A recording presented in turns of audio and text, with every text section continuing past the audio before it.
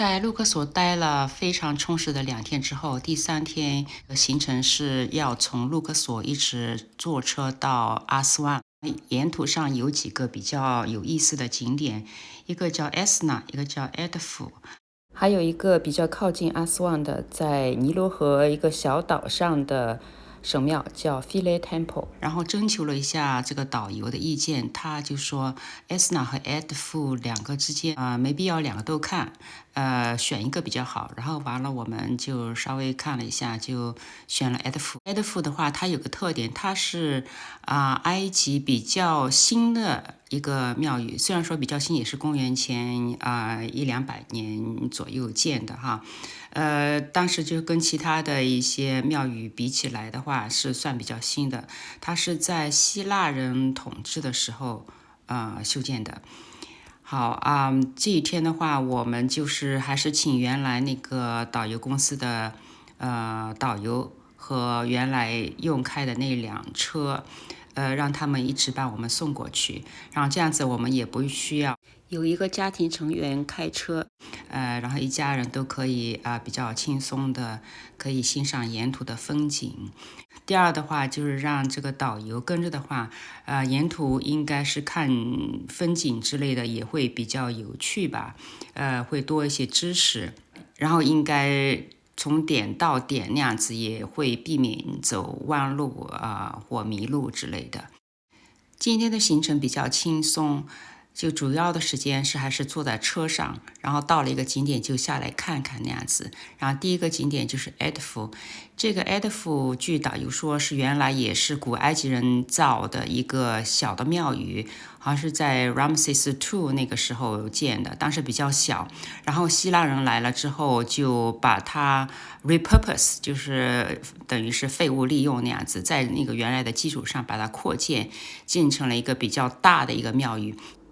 这个庙宇在公元前1世纪左右被建好之后，后来在漫长的岁月当中就逐渐的被埋在了那个黄沙底下。这是有2个原因造成的，一个是它濒临沙漠嘛，然后那个沙漠风沙吹过来就慢慢的把一些地方都掩埋住了。然后第二个是尼罗河，它是以前是每年都会发大水的，然后大水退去之后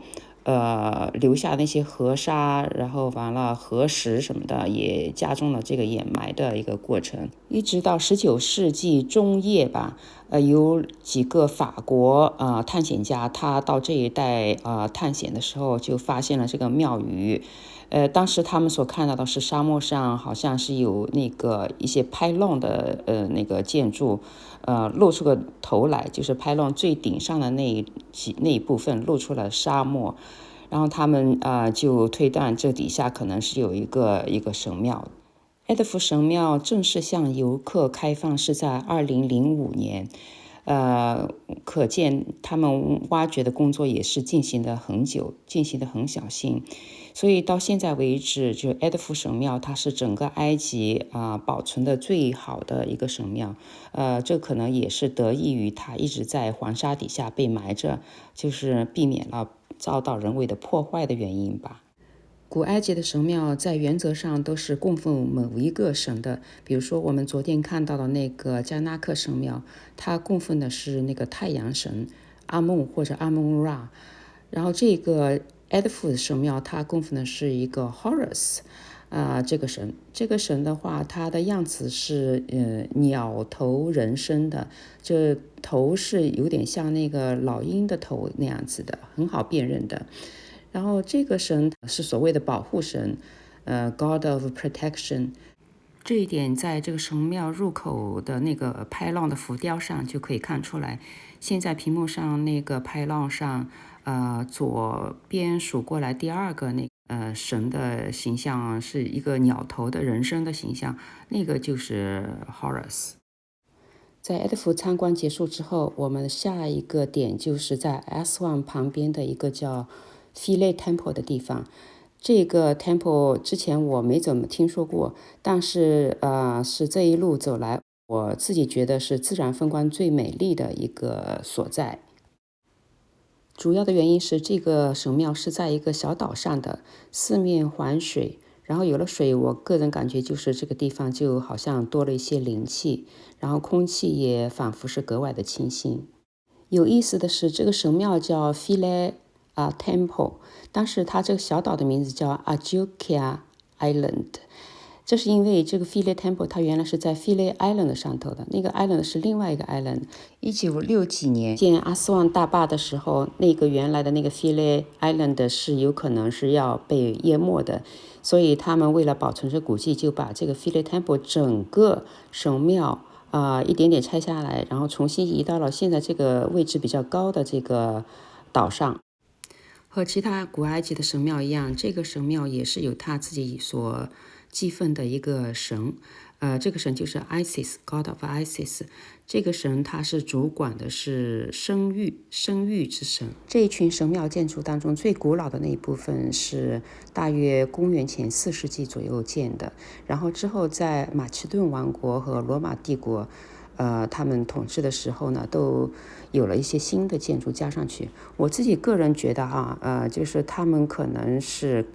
有一点点受到了那个当时罗马一些艺术的影响，它那个柱子好像是有点像那个罗马那些古建筑的柱子。比如现在屏幕上那个2张照片上的那个建筑的柱子，就是很像罗马的那种典型的圆柱子，然后上面有那个花的那个基座的。当然也有可能是当时罗马的建筑受到了埃及那个艺术的影响，也有可能至于他们两家是那个谁影响谁更厉害一点，那可能也就是历史学家才能回答的问题了。我们在这个神庙里仔细的参观了一遍，前后走了一大圈，照了很多照片，意犹未尽的坐快艇离开了小岛，继续我们的旅程。我们的司机很快的就把我们送到了阿斯万，这个时候已经是夕阳西下的时候了。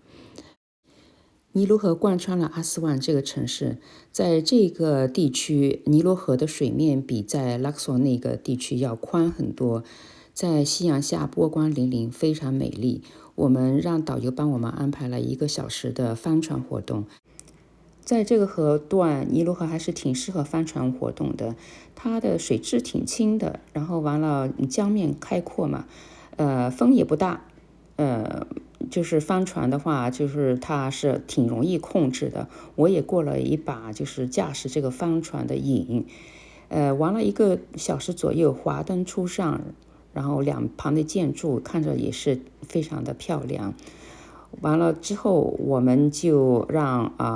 这个导游和司机把我们送到一个和民宿老板约定的一个地点，然后民宿的老板从对岸驾了一个快艇过来把我们接过去了。我们坐帆船的那个起始点都是在尼罗河的东岸，但是我们的民宿是在西岸。之前是跟那个民宿的老板约好了，就是大概在什么时候我们在某个点等他会把我们接过去，